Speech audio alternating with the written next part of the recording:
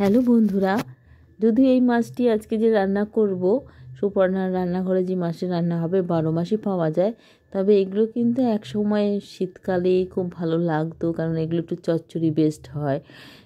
চচ্চড়ির মতন টাইপের যে রান্না করে, তবে কিন্তু চচ্চড়িটা কিন্তু সবজি যাবে না, তাহলে কিন্তু কাটা কাটা হয়ে যাবে না। মাছটার নাম হচ্ছে আমুদি মাছ। আমুদি মাছ কিন্তু আমি বিয়ের পরই খাওয়া শিখেছি, আগে আমরা কোনোদিনও খেতাম না। আমি যে রান্নার সমস্ত সরঞ্জাম জোগাড় করে নিয়েছি, ডাল সেদ্ধ হচ্ছে, কাঁচা লঙ্কা, ধনে পাতা, ওদিকে কড়াই বসিয়েছি, মাছ বসাবো বলে, ডাল সম্বর দেবো বলে। যাই হোক, আর মাছের জন্য কিছু কিছু জিনিস রয়েছে। ডাল সম্বর হয়ে গেছে, এই যে মাছ ভাজা হচ্ছে, মাছে নুন হলুদ মাখিয়ে নিয়ে মাছটাকে ভেজে নিচ্ছি। যেহেতু শুক্রবার আমি যেহেতু একটা মানি আর কি, দিনটা একটুখানি কি পুজো হয়তো করি না, কিন্তু নিয়মটা মানি। আমি খাই না কিছু, মানে ভাত বা অন্য কোনো কিছুই খাই না, শুধু একটু ছাতু আর খই সামান্য খাই। তাও কি মানে দিনে দুবারই আর কি, একবার দুপুরবেলা খাই, একবার রাতের বেলা শোয়ার আগে খাই। আর সারাদিন আমি কোনো জল চা কিছুই খাই না। এটা বহুদিন ধরে। কিন্তু এই যে শুক্রবার দিন রান্না বসাতে আমার খুব দেরি হয়ে যায়, এই কারণে খুব শর্টকাট রান্না করি এবং লোকজনদের আমি আসতেও না করি, কেননা খুব ভালো মন্দ কিছু রান্না করে উঠতে পারি না প্রথমত। দ্বিতীয়ত হচ্ছে, তার একটা কারণ আছে, যে আমি অন্যান্য দিনে যা সময় পাই রান্নার, সেখান থেকে ধরে নিন 40-45 মিনিট সময় কমে যায়। কেন অন্যান্য দিন আমি শুধু পোশাকটা পরিবর্তন করে রান্না শুরু করে দিই, আর বাদ বাকি বাসি কাজকর্ম আমি রান্না চলাকালীন করতে করতেই করি।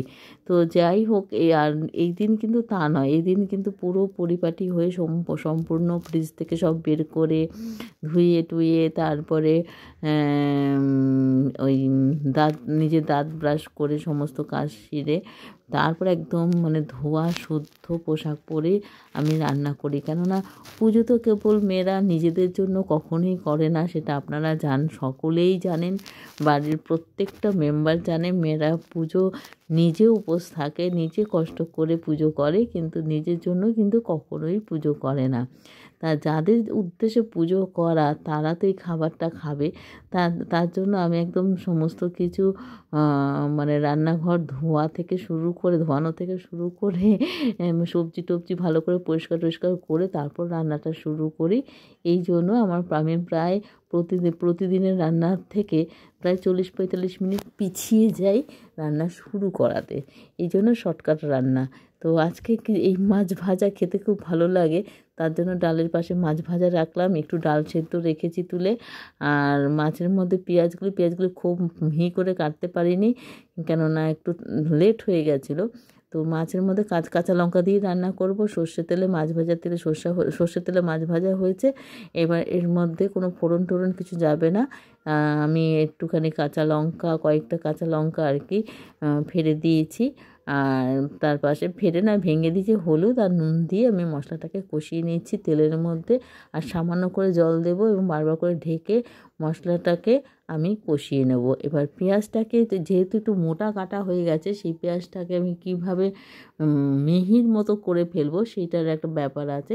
এই যে অল্প করে জল দেব আর খুন্তি দিয়ে ক্রমাগত নাড়াবো। হ্যাঁ, আবার হতে দেব, আবার করবো। এই যে ক্লকওয়াইজ এবং অ্যান্টি ক্লকওয়াইজ দুভাবে কিন্তু আমি মশলাটাকে কষাচ্ছি। তাতে কি হচ্ছে, পেঁয়াজগুলো কিন্তু নরম যেহেতু হচ্ছে এবং পাশাপাশি তারা কিন্তু ভেঙেও যাচ্ছে।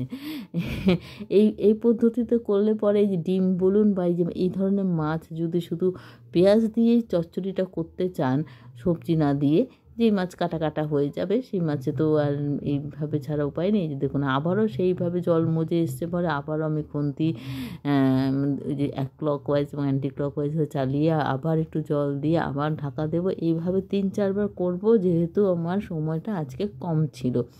আর পেঁয়াজটা কাটতে আমার মানে দেরি হয়ে গেছে, সব তাড়াহুড়োর ফসল। যাই হোক, খেতে কিন্তু খুব ভালো হয়েছে। আমি খাইনি, কিন্তু আমার পরিবারের লোকজন খেয়েছে। তাদেরকে একটু জিজ্ঞেস করি, কেননা অন্যদিন তো একটু নুনটা বা ঝালটা চেক করতে পারি, কিন্তু আজকে উপোসের দিন তো পারি না। তাই আমি জিজ্ঞেস করি, আমি বেশি মানে শুক্রবারই জিজ্ঞেস করি সেই ব্যাপারটা যে কেমন হয়েছে, বা অন্যান্য উপোসের দিনও জিজ্ঞেস করি, আরও তো অনেক উপোস থাকে। তো সেই দিনগুলোতে জিজ্ঞেস করি, যেহেতু চাখার প্রশ্ন ওঠে না। এই যে এবার কিন্তু অনেকটাই হয়ে গেছে পেঁয়াজগুলো। এবার মশলাগুলো যেহেতু ওই যে বারবার করে খুন্তি নাড়াচাড়াতে যে অনেকটাই মিহি মিহি হয়ে যাবে, এবং অনেকটাই তেলও বেরিয়ে পুরো একদম আঁটো-সাঁটো ব্যাপারটা হয়ে যাবে, মাখো মাখো ব্যাপারটা হয়ে যাবে। সেই সময় আমি যে চচ্চড়ি করছি, কম ঝোল দিলে হয়ে যায়, কিন্তু আমি একটু ঝোল রাখছি, মানে ঝোল আর ঝালের মাঝামাঝি জায়গায় রাখতে চাইছি। তার কারণ হচ্ছে আমি আর অন্য পদ করিনি বিশেষ। শুকনো মাছ ভাজা রেখেছি ডালের পাশে খাবে বলে, আর ডাল সেদ্ধ রেখেছি, আর পেঁয়াজের পাতলা করে পেঁয়াজের মসুর ডাল করেছি পেঁয়াজ দিয়ে। আর এই যে মাছের জন্য আমি পরিমাণ মতন 2-3 বাটি জল দিয়ে দেবো। সেটা দিয়ে আমি এটাকে ঢাকা চাপা দেবো ফোটার জন্য। আচ্ছা বন্ধুরা, লাইক, কমেন্ট, সাবস্ক্রাইব করবেন। আর আপনারাই আমার ভরসা, আপনারা আমার সঙ্গে থাকবেন, পাশে থাকবেন। ভালো লাগলে ভিডিওটা শেয়ার করবেন, আর ভালো লাগলে অবশ্যই ট্রাই করবেন।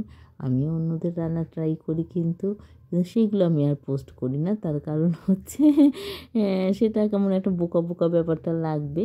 তাই জন্য যে দেখো টুকলি একটা ব্যাপারটা থাকে না, সেইটাই আর কি কোনো করি না আর কি। আবার যদি কখনো করি, তখন আবার সেটা বলি যে আমি অমুকের কাছ থেকে রান্নাটা শিখে তারপর করছি।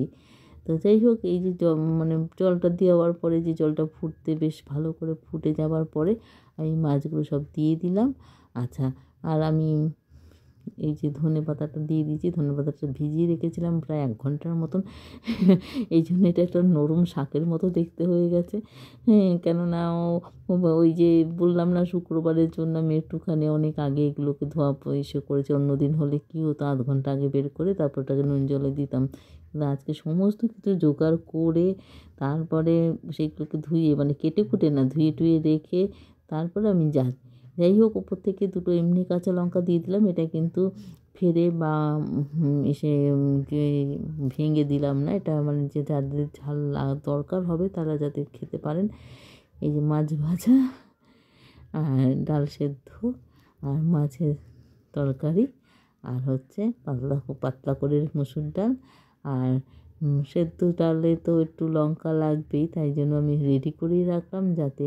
আর ভাত হচ্ছে, এবার যাতে পরিবেশনে দেরি না হয়। Tata, bye bye.